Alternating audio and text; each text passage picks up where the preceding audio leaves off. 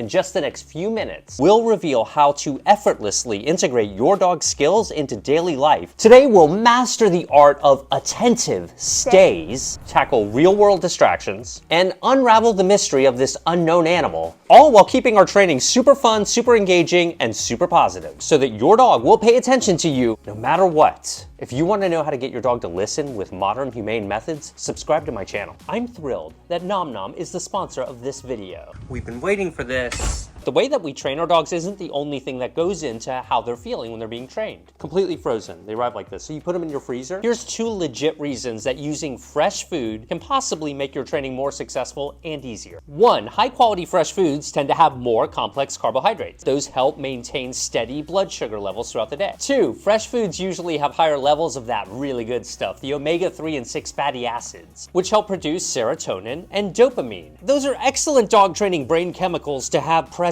Those neurotransmitters help regulate your dog's mood, their happiness, and relaxation. And Nom Nom makes this fresh food that's optimized specifically for your dog. It's all pre-portioned and ready to go. And even if you don't want to commit to feeding it full time, you can integrate it into your dog's regular diet so that they get some fresh food. Nom Nom is going to give you half off a 2-week trial so that you can really try this food and see if it's for your dog. You have to use my special link, trynom.com/Zach. I'll have a link in the description. We've been steadily seeing Veronica improve more and more on Frisbee. One of the great things that I love about Frisbee is that it's a good way to get them thinking in different ways. So I'm hoping today to teach her something that we call multiples. I like this energy right here. Multiple segment, as they call it in the sport of dog Frisbee, is where you rapidly deliver one Frisbee after the other and your dog catches it, lets go, catches it, lets go, and hopefully catches it again. I have a feeling that she's ready for this, but let me get her a little warmed up first, just to get her in the mood to play. Get those brain chemicals working. Get it, I like that. The first thing is with multiples is that you wanna be able to throw a Frisbee in place, kind of like that. Good. Hey, I'm trying to show them. There's probably more than one way to throw this, but you know, I mean, you could just deliver it like that as well, right? The point is that multiples are generally very close and they happen fast. So in general with multiples, you're throwing them in rapid succession quickly and you're doing it at close range. So there's not a lot of decision time for your dog. See this chomping right here? She can't fixate on a Frisbee like this during a multiple segment or she'll miss the next throw. So I want to start real slow and make this easy for her. Yes, yes, yes. That might even be an easier way rather than going straight to the throw. So catch it, let go, catch it, let go, catch it, let go. But I'm trying to keep it less boring by throwing those rollers in there like this, giving her a chance to run and chase something. She really finds value in that. She loves doing that, like a lot of Frisbee dogs do. So hopefully that's the light bulb starting to go off. So here, stay, catch it, let go. Let her figure it out. Inside out, let her think. Yes, catch it. Let go. Yes, good girl. Even though she missed the last one, you can see she's starting to get it, right? Catch it, let go. Yes, catch it, let go. Catch it. Yeah, good girl. Man, she's a natural at this, isn't she? Hey, let go. Good, ready? This one, catch it, let go. I'm gonna let her reason it out. I don't like that chomping. Yes, catch it. Yes, catch it. Very good. Did you notice how in the second one, she chomped on it a lot less? Catch it, let go, catch it, let go, catch it. Yeah, good. But this is another good way to teach your dog how to think, how to use their brain, how to problem solve, which will cross over into so many other areas of your communication. Now stay with me. Bree video logged her training session with Veronica. We're gonna work on come and stay with distractions on the California coast. Why don't we all judge her together and see what we like and what we might have done differently? Stay.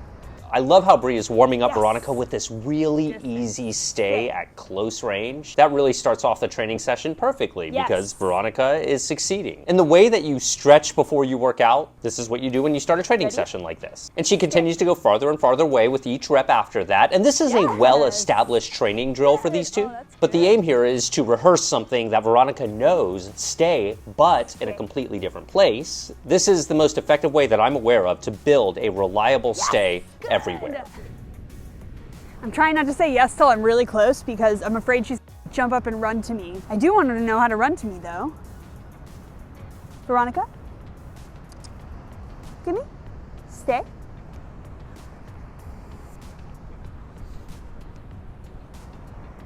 Okay. Now, I know a lot of dog trainers don't like the idea of calling your dog from a stay like this, and I think there's a lot of validity to that, particularly in the beginning when you're training this skill. Come. Yes. Come for a frisbee. But as time goes on, you want your dog to come to you under a variety of different circumstances, whether they're in a stay at distance or not. So it's still good to practice both. Stay. I love how Bree is mixing it up here. She's using the power of play to teach Veronica. Oh no, off the cliff. That's a pretty good example of an emergency stay. My frisbee just went off the cliff, so I had to use my emergency long lead. Frisbee retrieved. Stay. The goal of doing silly things like this is to make sure our dogs will listen when we're not acting in that traditional role of, I'm a dog trainer teaching you right now. Yes, come. Good girl, you did it! On a scale of 1 to 10, how reliable is your dog's stay? 10 being super reliable. And as Bree continued to walk on with Veronica, oh, a kitty cat, oh boy. We get to see some of that real world training in action. There's a cat right there on the side of the road. Veronica notices the cat. In this case, Bree opts to try to keep Veronica moving because they're on a busy road and she doesn't want her to get too distracted. And she is successful in getting her attention on her so that they can keep moving. Good girl, keep going, keep going. Good, good, good, good, good, good, good, good, good. Yes, yes. Here you go, good girl. Now keep in mind, under different circumstances, it might be more appropriate to allow your dog to sit and evaluate the cat, to make sense of the cat, so they don't have so many lingering questions in their mind about the cat. So there's value in giving your dog experiences rather than saying, stop this or stop that. Does that make sense? What would your dog do on a walk if they encountered a cat? Would they pay attention to you or would they get fixated on the cat? Both of our dogs are pretty energetic dogs. Veronica's learning some of Inertia's habits, I see. We're down here for about 20 minutes on the beach playing. You could go to a park, your backyard or whatever. We'll really prioritize a polished game of fetch, getting the mechanics right of that rather than taking shortcuts. Really have to show them how to play the game. I have just found that it is a total lifesaver, particularly when you're busy. This is what I have found over the years to really just be the closest thing to a magic answer. Give them exercise early in the day, then go focus on your work, let them if you're feeling it, give them some exercise at the end of the day. Give them love, attention. To me, this is one of the least understood things about training dogs as far as the general public is concerned. Give them outlets to do things that they find natural, but in acceptable and productive ways. Our dogs like to dig on the beach. That's fun.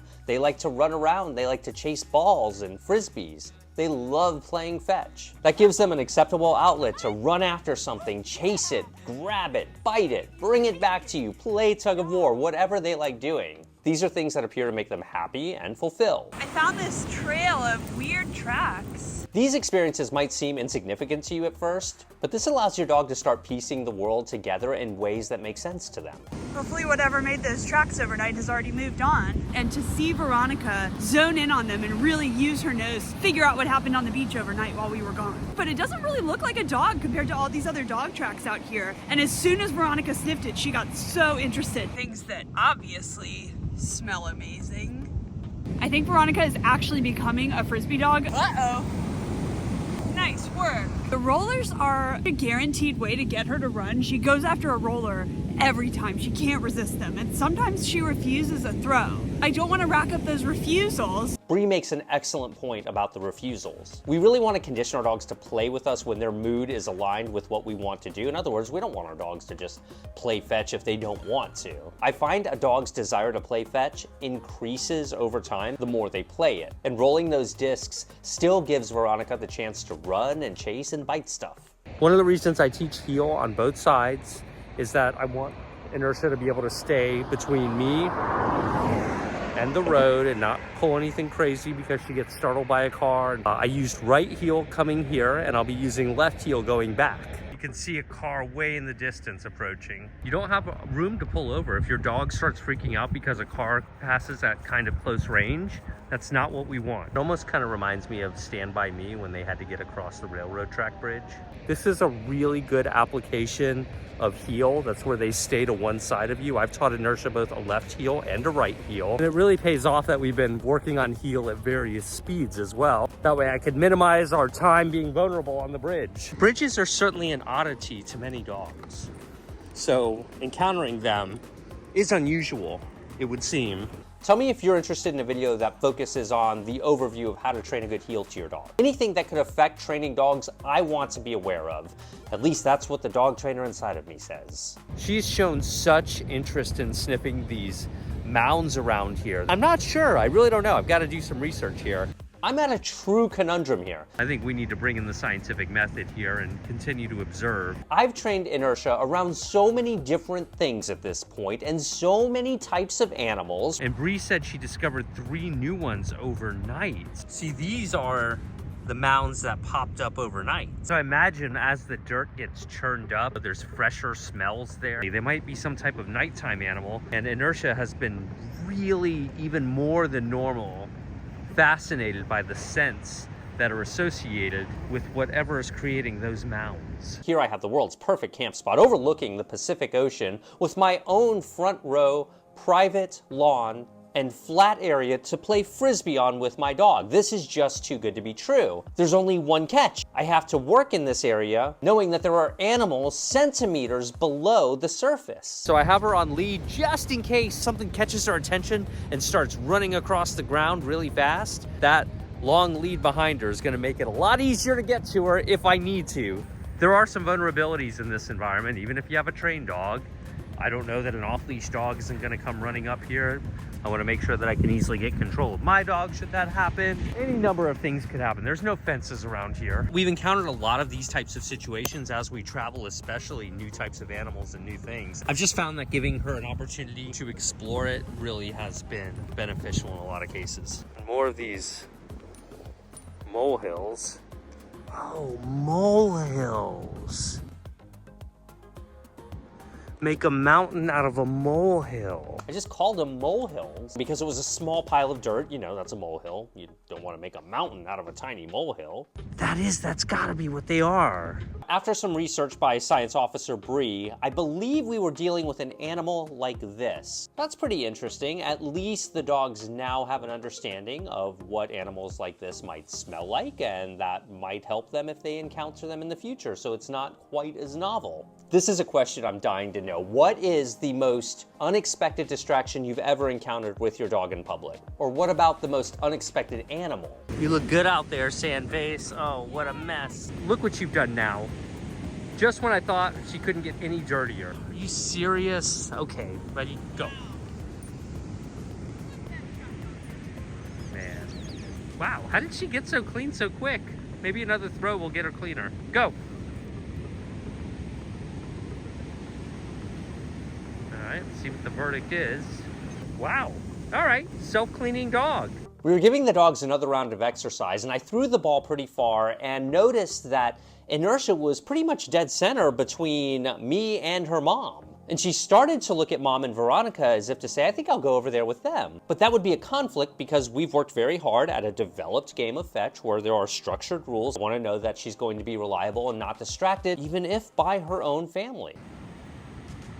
Slightly confusing situation there. I wouldn't want Inertia in this uncontrolled environment like this to go running after them, even though that's her mom. Let's try that again just to make sure that Inertia understands coming to me is what I want, even when her mom's way down there. Okay. So you can see Bree in the cup. She gives her a look, so I do need to remind her. So it's a little, I'd like to improve that. Throw it again. Come. Give her a look every time. This time I'm not gonna call her. Go. All right, so does she look at her mom? She gave her a glance, but came right back. So I think that'll go a long way in the future if she encounters that again. We'll see. All right, she wants to take a break now. it. Let's take the temperature of the audience. What do you guys want to see in upcoming videos? Tell me below. Like us on Instagram, TikTok, and Facebook. Links below. Subscribe to my channel. Get my best-selling dog training book on Amazon. Go to my special link, trynom.com/Zach to get half off a 2-week trial of Nom Nom's expertly crafted fresh food. We'll see you next time.